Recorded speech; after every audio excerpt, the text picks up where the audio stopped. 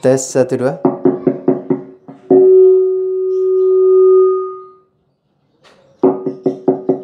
Tes 1 2, tes 1 2. Tes 1 2, tes 1 2.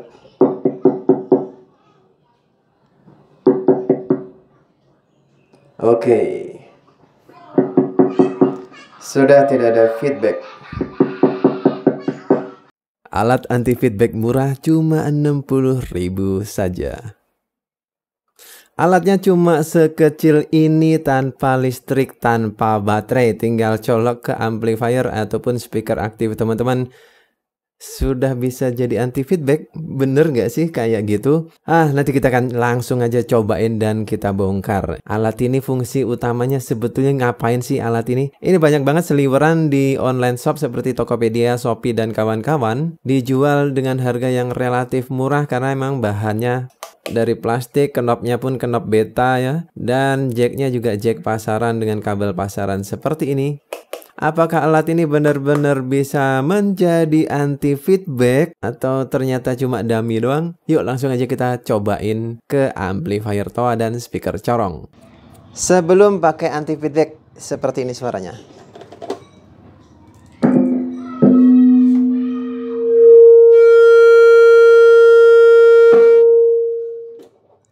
Nah, sekarang kita cobain anti feedback ini.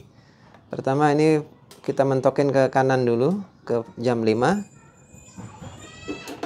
Kita pasang seri. Nah, ada noise gereng kalau belum dipasang mic ya. Kita pasang mikrofonnya. Oke.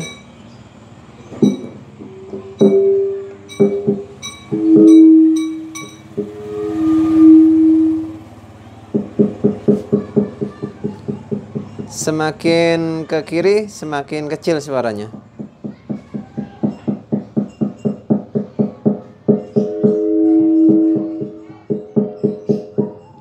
Tes 1 2 3 dicoba. Tes 1 2. Nah, jadi cara pakainya cuma gitu doang ya. Putar dari mentok kanan ke kiri sampai feedbacknya nggak ada lagi. Tes 1 2 tes. Tes 1 2.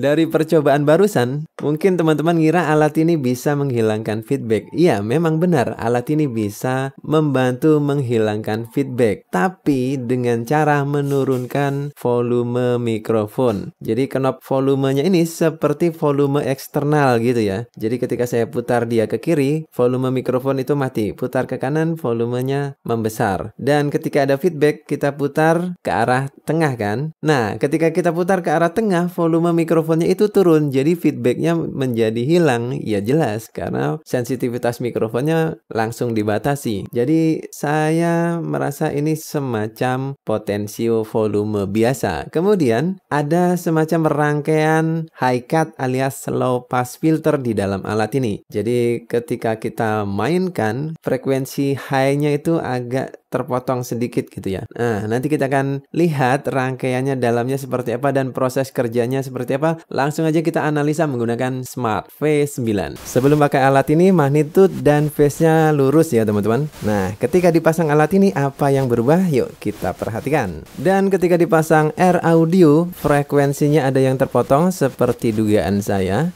Di bagian frekuensi tingginya ini ada kepotong. Kemudian ketika volumenya ini kita mainkan, intensitas, magnitude atau kekuatan volume dari mikrofonnya diturunkan teman-teman. Jadi rangkaiannya lebih mirip seperti rangkaian volume eksternal menurut saya, yang diberi rangkaian low pass filter pasif. Teman-teman bisa main-mainkan alat ini dan teman-teman bisa buktikan sendiri perkataan saya. Jadi alih-alih dibilang anti feedback, ini menurut saya cuma penurun gain mikrofon. dia tidak bisa menghilangkan feedback secara otomatis seperti yang dilakukan oleh peralatan-peralatan modern seperti karaoke prosesor yang memiliki anti feedback atau FBX. Jadi buat teman-teman yang berharap banyak dari alat ini tidak bisa menghilangkan feedback otomatis ya, hanya sekedar menurunkan volume dan memotong frekuensi tinggi untuk membantu meminimalisir feedback. Tapi kalau teman-teman putar volume di amplifier dan putar knob tone control di amplifier, sebetulnya fungsinya sama sih, fungsinya sama. Agar lebih yakin, yuk langsung aja kita bongkar dalemannya seperti apa ya. Ini masih disegel ini. Dan rangkaian dalamnya seperti ini teman-teman. Kita rusak segelnya dan oh ya kan, hanya volume eksternal biasa ya teman-teman. Jadi teman-teman lihat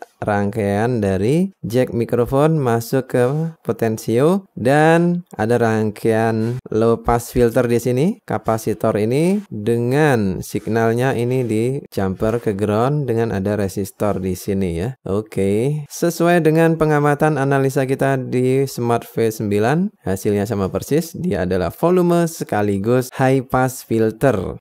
Lumayan membantu menghilangkan feedback walaupun tidak terlalu signifikan secara rangkaian, tapi lumayan. Kekurangannya adalah alat ini tidak menggunakan bodi metal, jadi kalau dipegang alatnya bakalan ada suara gereng gitu ya, atau suara noise. Terutama teman-teman kalau dekat-dekat dengan bagian lubang ini sebelum disambung ke mikrofon.